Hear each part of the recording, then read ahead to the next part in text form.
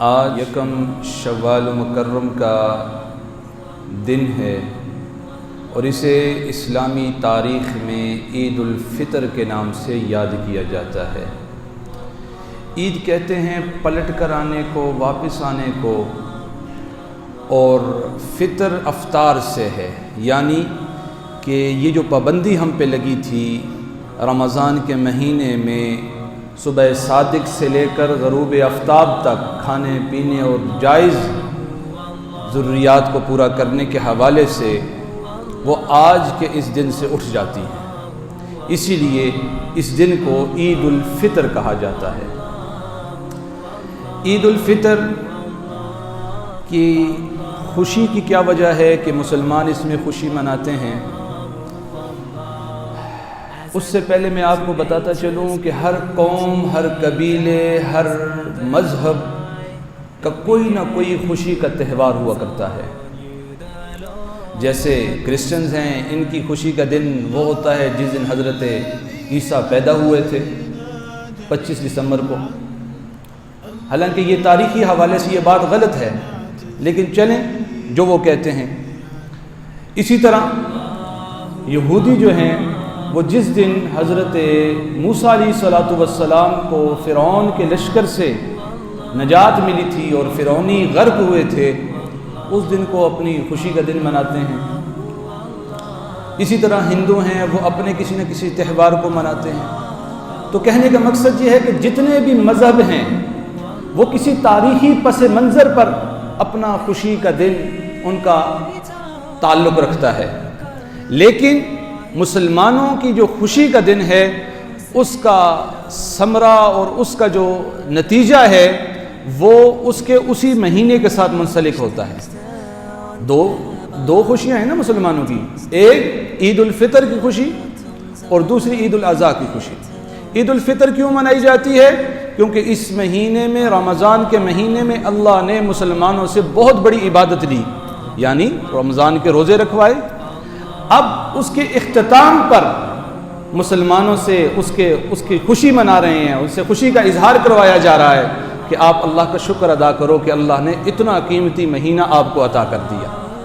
اسی طرح عید الاضحیٰ جو ہے، لوگ عرفہ کے دن 9 کو عرفہ میں ہوتے ہیں اور 10 کو جو ہے وہ خوشی مناتے ہیں۔ کس چیز کی؟ کہ اللہ رب العزت نے ہمیں حج جیسی عبادت عطا فرمائی۔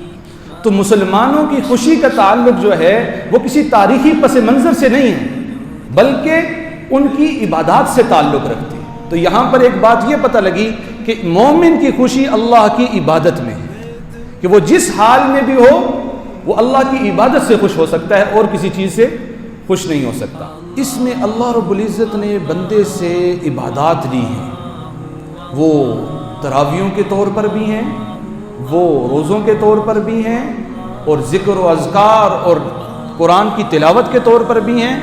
تو اب اللہ رب العزت نے اس دن ایک نتیجہ مرتب کرنا تھا کہ اب اس کا کوئی نہ کوئی نتیجہ بھی تو ہونا چاہیے۔ تو آج کا دن اس نتیجے کا دن ہے۔ نتیجے کو بیان کرنے سے پہلے میں آپ کو یہ بتاتا چلوں کہ صرف اس نتیجے میں 4 لوگ فیل ہوتے ہیں، اس کے علاوہ سب پاس ہو جاتے ہیں۔ اور اگر ہم بھی اس نتیجے میں پاس ہونا چاہتے ہیں تو آج ان 4 چیزوں سے توبہ کرنی ہوگی۔ حدیث پاک میں آتا ہے کہ رمضان کی جو سب سے قیمتی رات ہے، لیلۃ القدر کی رات، جس کو فرمایا یہ گیا کہ لیلۃ القدر خیر من 1000 شہر، فرمایا گیا کہ لیلۃ القدر کی عبادت 1000 مہینوں کی عبادت سے بھی زیادہ اجر رکھتی ہے۔ تو اتنا قیمتی دن، اس میں فرمایا جا رہا ہے کہ بھائی بہت ساروں کی مغفرت ہو جائے گی، اکثریت کی مغفرت ہو جائے گی، لیکن یہ 4 لوگ ہیں جن کی مغفرت اس دن بھی نہیں ہوتی، یعنی رمضان کے مہینے میں ان 4 لوگوں کی مغفرت نہیں ہوتی۔ ایک وہ شخص جو شراب کا عادی ہو، جو شراب پیتا ہو، اس کی مغفرت اس مہینے میں نہیں ہوتی۔ الحمدللہ اللہ کے فضل سے ہماری اکثریت ایسی ہے جو اس گناہ سے تو الحمدللہ ثم الحمدللہ محفوظ ہے، اس کو برا سمجھتی ہے۔ دوسری جماعت جس کی مغفرت اس مہینے میں نہیں ہوتی وہ ہے کینہ پرور، دلوں میں کینہ رکھنے والا شخص، اس کی مغفرت بھی اس مہینے میں نہیں کی جاتی۔ تیسرا وہ شخص ہے کہ جو والدین کا نافرمان ہو، اس کی مغفرت بھی اس مہینے میں نہیں کی جاتی۔ حدیث پاک میں آتا ہے ماں کے قدموں کے نیچے تمہاری جنت ہے اور والد جنت کا دروازہ ہے۔ تو فرمایا کہ جو شخص والدین کا خدمت گزار نہیں ہے اس کی مغفرت نہیں کی جاتی۔ اور ایک حدیث جناب رسول اللہ صلی اللہ علیہ وسلم کی ایک حدیث کا ایک ٹکڑا میں آپ کو سناتا چلوں۔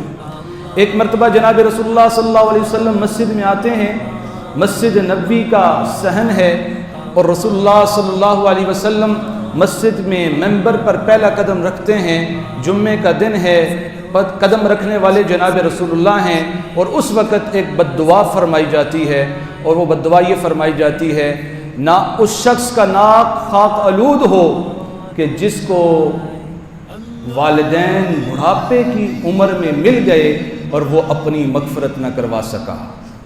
تو حدیث پاک میں آتا ہے جب جبرائیل امین نے یہ دعا مانگی تو رسول اللہ صلی اللہ علیہ وسلم نے آمین کہا۔ تو یعنی کہ اس مہینے میں اس شخص کی بھی کوئی مغفرت نہیں کہ جو اپنے والدین کا نافرمان ہو۔ حالانکہ حدیث پاک میں یہ بھی آتا ہے کہ رسول اللہ صلی اللہ علیہ وسلم ارشاد فرماتے ہیں کہ میں عشاء کی نماز شروع کر چکا ہوتا اور سورہ فاتحہ پڑھ رہا ہوتا، میری ماں مجھے پکارتی، کہتی بیٹا محمد، تو میں اپنی ماں کی خاطر نماز توڑ دیتا۔ اتنا قیمتی عمل ہے ماں کی خدمت، والدین کی خدمت۔ اللہ اکبر۔ تو حدیث پاک میں کیا فرمایا کہ جس شخص نے والدین کی خدمت نہ کی اس کی اس مہینے میں روزے بھی گئے، تراویحیں بھی گئی، اس کے نمازیں بھی گئی، اس کے ذکر و اذکار بھی گئے۔ میں آپ کو حقیقت میں بتاؤں کہ ایک مرتبہ میں ایک جگہ سے گاڑی میں فیول ڈلوا رہا تھا اور دو ساتھی آپس میں باتیں کر رہے تھے۔ ایک شخص دوسرے سے کہتا ہے کہ میاں سنا ہے تیری والدہ بیمار ہیں، آپ کی والدہ بیمار ہیں اور ہسپتال میں داخل ہیں، بہت سیریس ہیں، تو بتاؤ ان کی طبیعت کیسی ہے؟ تو میں آپ کو بتاؤں آپ کے پاؤں تلے سے زمین سرک جائے گی۔ اس نے کیا جواب دیا؟ اس نے کہا کہ کاش وہ مر ہی جائے، بہت خرچہ کروا رہی ہے۔ آج کی دور کی بات کر رہا ہوں، کوئی پرانی بات نہیں کر رہا، میرے سامنے آنکھوں دیکھا حال ہے۔ تو ایسے لوگ بھی ہیں، کہتے ہیں کہ ماں مر جائے، بہت خرچہ کروا رہی ہے۔ تو حدیث پاک میں پھر بیان کر رہا ہوں کہ رسول اللہ نے فرما دیا کہ اس مہینے اس شخص کی کوئی مغفرت نہیں جو والدین کا نافرمان ہو۔ اور چوتھا شخص وہ ہے کہ جو قطع تعلقی کرنے والا۔ اگر آپ کسی سے خفا ہیں، کسی سے روٹھے ہوئے ہیں، کسی سے آپ نے تعلق توڑ رکھا ہے، تو پھر یہ آپ کے رمضان کے روزے کسی کام کے نہیں، پھر آپ کی نمازیں کسی کام کے نہیں، پھر آپ کا ذکر و اذکار کسی کام کا نہیں، پھر آپ کی تلاوت کسی کام کی نہیں۔ کیوں کہ حدیث پاک میں رسول اللہ نے فرمایا کہ قطع تعلقی کرنے والے کی کوئی مغفرت نہیں کی جاتی رمضان میں۔ تو اگر کسی سے خفا ہیں، کسی سے جھگڑے ہوئے ہیں، تو ابھی یہیں بیٹھے ہوئے اسے معاف کر دیں، اور سب سے پہلا فون یہاں سے اٹھنے کے بعد اس کو کریں۔ کیوں؟ کیونکہ اگر اپنے اعمال بخشوانے ہیں، اگر اللہ کو راضی کرنا ہے، تو پہلا فون اسے کریں کہ یار مجھ سے غلطی ہو گئی تھی کہ فلانے موقع پر میں نے آپ سے بدتمیزی کر دی تھی، یا فلانے موقع پر ہمارے درمیان یہ چیز طے نہ ہو سکی غلط فہمی کی بنیاد پر۔ تو چوتھا کام کیا کرنا ہے؟ جس سے بھی وہ چھوٹا ہو بڑا ہو جو بھی ہے، سب سے پہلے اس سے معافی مانگنی ہے۔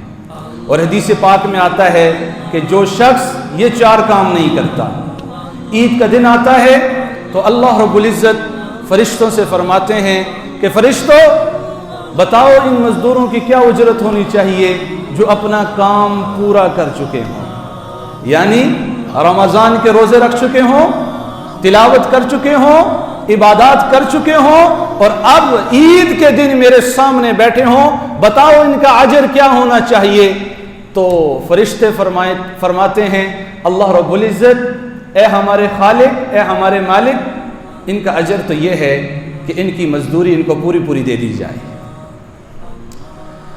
اللہ رب العزت پھر فرماتے ہیں کہ بندو کہ تمہارے تمام گناہ معاف کر دیے گئے، جتنے بھی گناہ تم سے آج سے پہلے ہوئے تھے، آج کے دن وہ تمام گناہ تمہارے معاف کر دیے جائیں گے۔ اور صرف یہاں تک بس نہیں کی، بلکہ فرمایا کہ وہ جو گناہ کیے تھے ان کو اللہ رب العزت نیکیوں سے تبدیل بھی فرما دیں گے، یعنی گناہ اب نیکیاں بن جائیں گی۔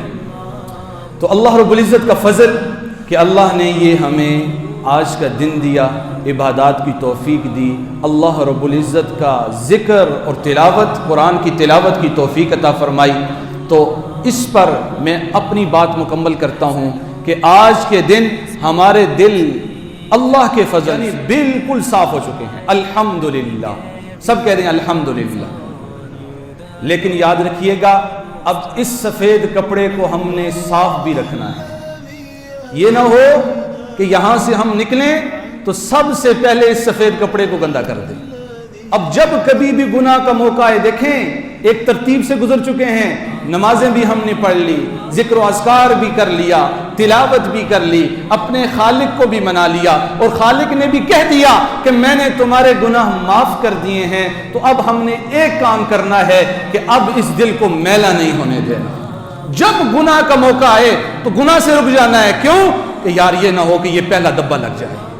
جب گناہ کا موقع آئے ایک چیز یہ دل میں رکھنی ہے، اور دوسری بات یہ دھیان میں رکھنی ہے کہ جب بھی گناہ کرنا انسان کے لیے، آپ کے لیے، میرے لیے آسان ہو رہا ہو، سب سے پہلی چیز اپنے دل میں یہ سوچنی ہے کہیں یہ گناہ مجھے جہنم میں لے کے جانے والا نہ بن جائے۔ کیونکہ حدیث پاک میں آتا ہے قیامت کے دن ایک ایک عمل کا حساب ہوگا، اگر ایک عمل آگے پیچھے ہو گیا اس سے جنت اور جہنم کا فیصلہ ہوگا۔ اگر نیکیوں کا پلڑا بھاری ہے، ایک نیکی بڑھ گئی، جنت کا فیصلہ ہے، اور اگر گناہوں کا پلڑا بھر گیا، ایک نیکی بڑھ گئی تو جہنم کا فیصلہ ہوگا۔ تو ہر وقت دل میں یہ بات آئے گناہ کرنے سے پہلے کہیں خدا نخواستہ میرے اس گناہ سے یہ عمل مجھے جہنم میں نہ لے کے چلا جائے۔ اور جب کبھی نیکی کرنا مشکل ہو رہا ہو، جب کبھی نیکی کرنا انسان کی طبیعت نہ چاہ رہی ہو، اس وقت یہ سوچ کے نیکی کرنا کہ ہو سکتا ہے یہ نیکی مجھے جنت میں لے کے جانے والا عمل بن جائے۔ تو اللہ رب العزت سے دعا ہے کہ اللہ رب العزت اب ہمیں گناہوں سے بچ کر اور اللہ کی اطاعت والی زندگی عطا فرمائے۔